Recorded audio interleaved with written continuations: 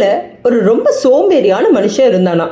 தனக்கு எப்பவுமே ஏதாவது ஒரு வேலை செஞ்சு சாப்பிடணுன்ற பழக்கமே இல்லாம எப்படியாவது திருடி சாப்பிடணுன்றது தான் வழக்கமா வச்சுட்டு இருந்தானா.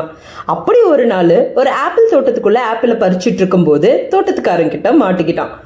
அவங்கிட்ட இருந்து தப்பிக்க ஒரு பெரிய காட்டுக்குள்ள நுழைஞ்சாலாம் இந்த மனுஷன்.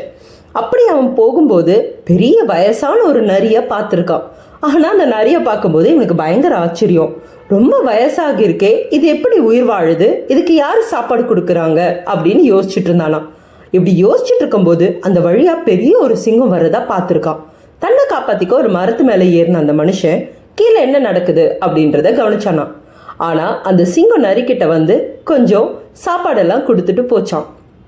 இதை பார்த்ததுமே இந்த மனுஷனுக்கு கடவுள் மேல பயங்கர ஆசை.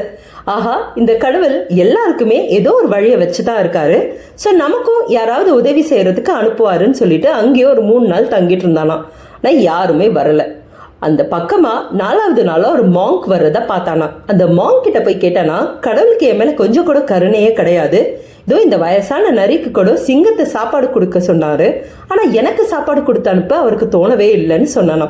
உடனே அந்த மாங்க் சொன்னாரா, எஸ் யூ ஆர் ரைட், கடவுள் எல்லாருக்குமே ஒரு பிளான் வச்சிருக்காரு, ஆனா கடவுள் கண்ணுக்கு நீ அந்த நரியா தெரியல, உதவன அந்த சிங்கமா தெரிஞ்சிருக்க அப்படின்னு சொன்னதுமே இவனுக்கும் அவனோட தப்பை ரியலைஸ் பண்ற இடமா இருந்திருக்கு. பிகாஸ் நாம எல்லாருமே நரி போல தனக்கு யாராவது உதவி செய்ய வருவாங்க அப்படின்னு இருக்கக்கூடாது. அந்த சிங்கத்தை போல 4 பேருக்கு பயனுள்ளவங்களா இருந்துட்டு போகணும். இதுதான் அந்த கதை. இந்த கதை உங்களுக்கு பிடிச்சிருந்தா லைக் பண்ணுங்க, சப்ஸ்கிரைப் பண்ணுங்க. இது உங்கள் ஆர்ஜே சாண்டி. Thank you, bye bye.